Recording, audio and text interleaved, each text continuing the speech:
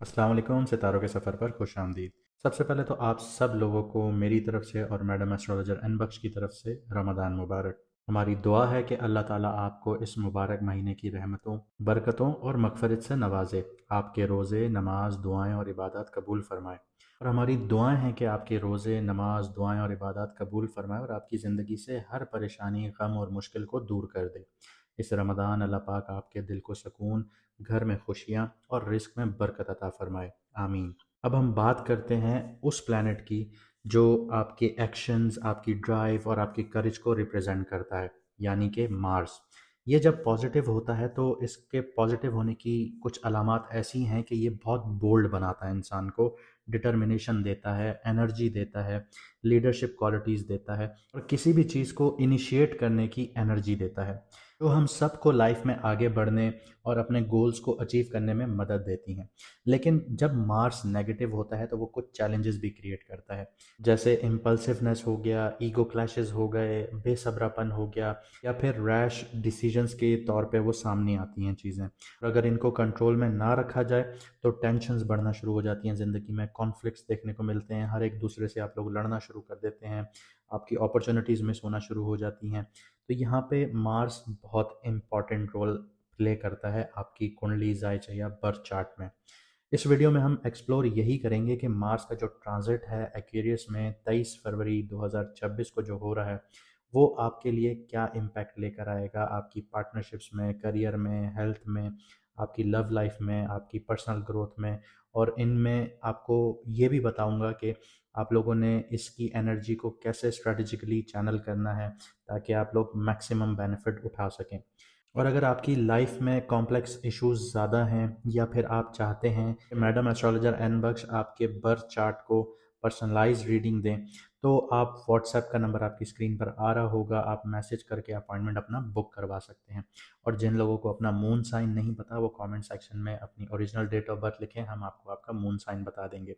और अगर आप लोग ये जानना चाहते हैं कि आपकी कुंडली में आपका मार्स कहाँ बैठा है, अच्छा बैठा है या नेगेटिव बैठा है, तो वो भी आप लोग अपनी original date of birth comment section में लिख सकते हैं, हम आपको बता देंगे कि आपका मार्स कहाँ बैठा है।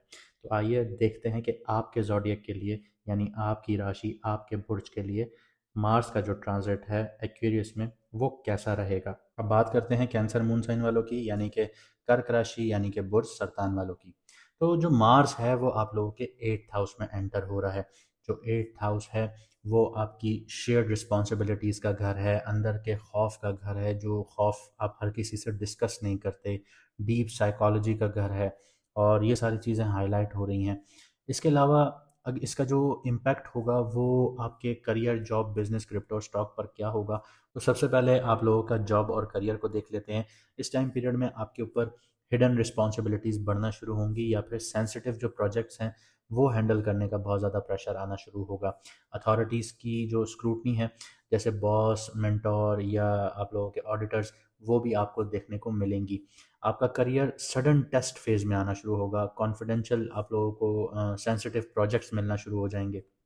इसके अलावा स्किल्स से रिलेटेड या क्राइसिस हैंडलिंग हैंडलिंग जो एबिलिटीज़ हैं वो बहुत ज़्यादा एक्टिवेट होंगी कि आप कैसे हैंडल करते हैं चीज़ों को। आप क्या नाम है, इदारे का ट्रस्ट विन कर सकते हैं या नहीं कर सकते। ये सारी चीज़ें आपके ऊपर अब एकदम से आना शुरू होंगी। यहाँ पे रिस्क जो होगा वो सबसे बड़ा आप लोगों के लिए होगा कि स्ट्रेस देखने को मिलेगा, प्रेशर बहुत ज़्यादा देखने को मिलेगा। लेकिन आप लोग यहाँ पे जो मार्स है वो आप लोगों को हिम्मत ज़रूर देगा। देने वाली रब की ज़ात है, लेकिन जो उसका एक काम है, निज़ाम है एक, तो वो आपको इस तरह से हिम्मत देगा कि आप लड़ने की हिम्मत रखेंगे। लेकिन ख़्याल रखिएगा कि यहाँ पे इम्पल्सिव आप लोगों से कोई भी फ़ैसले ना हों। इम्पल्सिव नहीं होना, कैलकुलेटेड आप लोगों ने रिसर्च करनी है, क्योंकि ये रिसर्च का ही घर है और रिसर्च जो करेगा वो ही जीतेगा। और अगर आप लोगों ने नहीं किया तो इमोशनल बर्नआउट भी देखने को मिलेगा, कॉन्फ्लिक्ट्स भी देखने को मिलेंगे बिहाइंड द सीन। और अगर आप लोगों ने कर लिया सही से, आप लोगों ने हैंडल सिचुएशंस को, तो जो करेगा उसको ट्रस्ट भी मिलेगा, उसको प्रमोशन भी मिलेंगी, आपके स्किल्स भी बेहतर होंगे और विजिबिलिटी भी आप लोगों की बूस्ट होगी। तो यहाँ पे आपको ये समझना होगा। और जो लोग बिजनेसेस में हैं तो जॉइंट वेंचर्स हो गए, पार्टनरशिप्स हो गई, कोलैबोरेशंस हो गई, वो सारी चीज़ें एक्टिवेट हो जाएंगी। सीक्रेट नेगोशिएशंस आप लोगों की एक्टिवेट होंगी, स्ट्रेटेजिक डील्स आप लोगों की एक्टिवेट होना शुरू हो जाएंगी, फाइनेंशियल रिस्ट्रक्चरिंग आप लोगों की होना शुरू हो जाएगी। आप लोगों का स्पेकुलेटिव और रिस्क मैनेजमेंट बहुत ज़्यादा ज़रूरी होगा यहाँ पे। इन चीज़ों पे आप लोगों ने बहुत ध्यान देना है, क्योंकि मार्स जो है वो एक्शन देता है, मरकरी जो है वो कैलकुलेशन देता है, और वीनस यहाँ पे ही बैठा है तो वो शेयर्ड फ्लो दे रहा होता है। आपके पार्टनर का भी पैसा आपके पास आ रहा होगा, इस तरह से आपको फ्लो नज़र आएगा, चाहे वो इन लॉज की सूरत में हो, चाहे बिजनेस की सूरत में हो। तो यहाँ पे आपको देखने को मिलेगा, और सन जो है वो यहाँ पे अथॉरिटी देता है।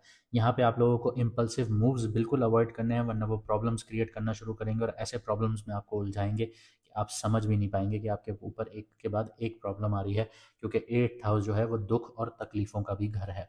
इसके अलावा कैलकुलेटेड मूव्स अगर आप लोग रखेंगे तो ग्रोथ भी मिलेगी, और आप लोग बहुत कुछ सीखेंगे भी। अब बात करते हैं क्रिप्टो, स्टॉक और ट्रेडिंग वाले लोगों की। तो एट्थ हाउस जो है वो हाई रिस्क इंस्ट्रूमेंट्स का घर है, स्पेकुलेशंस का घर तो है, लेकिन रिसर्च बेस्ड स्पेकुलेशंस का घर है, हिडन अपॉर्चुनिटीज़ का घर है। तो यहाँ पे रिस्की स्पेकुलेशंस जो हैं वो अब पॉसिबल हैं, लेकिन उनके साथ आपको डीप एनालिसिस करने होंगे, तो प्रॉफिट प्रॉफिट आपका बहुत अच्छा जनरेट होगा। और ये अचानक से देने वाला घर भी है, और अचानक से सब कुछ छीनने वाला घर भी है। तो ये सिचुएशंस अब आप लोगों के साथ यहाँ पे एक्टिव होंगी, तो आप लोगों को बहुत समझ के, बहुत सोच के, एनालिसिस करके, रिसर्च करके फिर आगे बढ़ना होगा। शॉर्ट टर्म अगर आप लोग खेलते हैं तो वॉलेटिलिटी आप लोगों की एक्सट्रीम होगी। एक्सट्रीम के बाद भी कुछ होता है तो वो आप समझ लीजिए कि वॉलेटिलिटी ऐसी होगी। और अगर आप लोग लॉन्ग टर्म करते हैं तो इस घर को आप लोग एक्टिवेट नहीं करेंगे। लॉन्ग टर्म आप लोग बहुत सेफ रिसर्च करके कीजिएगा, तो वो आप लोगों के लिए अच्छा है। आप लोगों को पैसा शॉर्ट टर्म से भी बहुत अच्छा कमा सकते हैं आप लोग, लेकिन बात वही है कि रिसर्च करके करेंगे, एनालिसिस अच्छा रखेंगे, डीप एनालिसिस रखेंगे, मार्केट को देखेंगे, समझेंगे कि कौन सी कंपनी में इन्वेस्ट करना चाहिए, उसके पहले से उसमें क्या इन्वेस्ट हो रहा है, गवर्नमेंट्स उसको कितनी सब्सिडीज़ मिल रही हैं, सारी चीज़ें जो भी होती हैं वो आप लोगों ने चेक करनी है। इसके अलावा अगर आप लोग इमोशनल ट्रेडिंग की तरफ गए कि यार मैं इसी चीज़ पर पैसा लगाऊंगा, मेरा दिल है, मेरी जान है, तो वहाँ पे आप लोगों की जान हलक से निकलना शुरू हो जाएगी। इसके अलावा स्ट्रेटजी रखिएगा, रिसर्च प्रॉपर रखिएगा तो प्रॉफिट होगा। अगर आप लोग जल्दबाजी में गए, आप लोगों ने इमोशंस का साथ दिया और लालच के पीछे भागे, तो आप लोग नुकसान उठाएंगे। आगे बात करते हैं आपकी लव लाइफ की।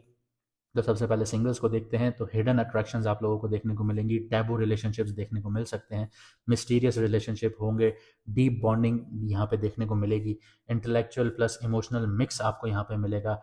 आपका जो डिज़ायर्स हैं वो बहुत डीप होना शुरू होंगे, इंटेंसिटी बढ़ेगी, और ट्रांसफॉर्मेशन का भी फेज़ होगा कि आप अपने पार्टनर के पीछे अपने आप को ट्रांसफॉर्म भी करना शुरू हो सकते हैं। इसके अलावा मार्स की जो हीट यहाँ पे जनरेट होती है वो आपको सेक्सुअली बहुत ज़्यादा एक्टिवेट करती है, पैशन आपका बहुत ज़्यादा ड्राइव हो रहा होता है, आपके अंदर अचानक से बहुत ज़्यादा एक पावर फील होगी आपको कि बस अब बहुत हो गया, अब मुझे ये चीज़ चाहिए ही चाहिए। तो इस तरह की सिचुएशंस आपकी डेवलप होना शुरू होंगी। और याद रखिएगा यहाँ पे इस तरह की सिचुएशंस डेवलप होने के चक्कर में टैबू रिलेशनशिप्स की तरफ भी आप लोग जा सकते हैं। इसके अलावा रिलेशनशिप वालों की बात करें तो टैबू आप लोगों के लिए भी रहेगा और मैरिड लोगों के लिए भी रहेगा कि आप लोगों के टैबू रिलेशनशिप्स बन सकते हैं। यहाँ पे रिलेशनशिप वालों की बात करें तो इमोशनल इंटेंसिटी आप लोगों को देखने को मिलेगी, पावर डायनामिक्स का भी आप लोगों को इशू रहेगा, कंट्रोल का इशू रहेगा, पार्टनर के हिडन बिहेवियर्स का बहुत ज़्यादा टेस्ट होना शुरू होगा। कल तक आपको जो पार्टनर बहुत अच्छा लग रहा था, अब उसकी ऐसी ऐसी चीज़ें सामने आएंगी तो आप परेशान होना शुरू हो जाएंगे कि यार ये भी था, ये भी था।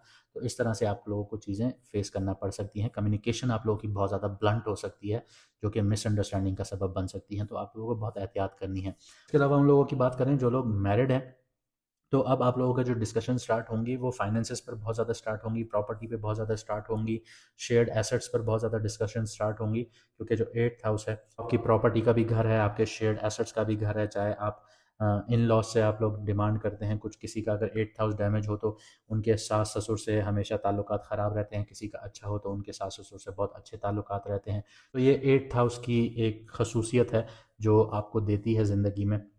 इसके अलावा क्राइसिस मैनेजमेंट बहुत ज़्यादा देखने को मिलेगी आप लोगों को, हेल्थ से रिलेटेड हो गया, हेल्थ का बहुत ज़्यादा आप लोगों ने ख्याल रखना है, अपने जेनाइटल एरियाज़ का बहुत ज़्यादा ख्याल रखना है। जहाँ बहुत ज़्यादा हीट भी जनरेट हो रही है वहाँ जेनाइटल एरियाज़ में इश्यूज़ भी आ सकते हैं। इसके अलावा इनहेरिटेंस के अगर आप लोगों के इश्यूज़ चल रहे थे तो वो अब सरफेस पे आना शुरू होंगे, अब लड़ाइयाँ शुरू होंगी, अब आप लोगों को कोर्ट के केसेस भी देखने को मिलेंगे कि आप लोग इस चीज़ पर आना शुरू होंगे कि अब हमने कोर्ट केस करके ही प्रॉपर्टी हासिल करनी है। तो इनहेरिटेंस के इश्यूज़ भी यहाँ पे आप लोगों के सामने आएंगे, और ये आपका पार्टनर आपको उकसा भी सकता है कि आपने अब इन चीज़ों के पीछे जाना है। इसके अलावा इमोशनल आप लोग जो डीप आप लोग अगर अपना रिलेशनशिप चाहते हैं तो वो बहुत ज़्यादा अब पॉसिबल होगा, या फिर अब वो कॉन्फ्लिक्ट की तरफ आपको लेके जा सकता है। इसके अलावा हेल्थ की बात करें तो एनर्जी बहुत ज़्यादा स्ट्रॉन्ग रहेगी, क्राइसिस को हैंडल करने के लिए, इंटेंस वर्क को हैंडल करने के लिए ट्रांसफॉर्मेशन बहुत ज़्यादा देखने को मिलेगी। लेकिन डिटॉक्स भी कीजिएगा आप लोग अपनी बॉडी को लेके। फोकस बहुत ज़्यादा इंटेंस होगा, लेकिन रिस्क जो बढ़ेगा वो आप लोगों का स्ट्रेस में बढ़ेगा। आपकी नींद डिस्टर्ब होगी, डाइजेशन से रिलेटेड इश्यूज आएंगे, इम्यूनिटी आप लोगों की इम्पैक्ट हो सकती है। इसके अलावा आप लोगों ने अननेसेसरी ना ट्रैवलिंग नहीं करनी, क्योंकि मार्स जब 8th हाउस में आता है तो ये आप लोग, अगर आप हाउस वाइफ हैं या किचन में बहुत ज़्यादा काम करती है, तो आप लोग देखेंगे कि इस टाइम पीरियड में आप लोगों को कट्स वगैरह बहुत ज़्यादा लगेंगे। आप लोगों के जो जेनाइटल एरियाज़ हैं उससे रिलेटेड इश्यूज़ बहुत ज़्यादा देखने को मिलेंगे।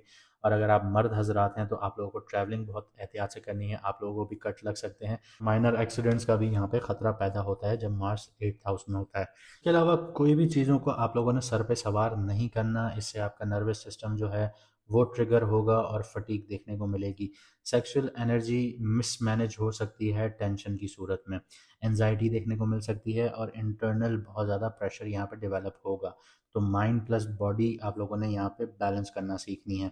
तो यहाँ पे बैलेंस अगर आप कर गए तो आपकी जीत है, और ये बैलेंस जो है यही सबसे ज़्यादा क्रिटिकल होगा।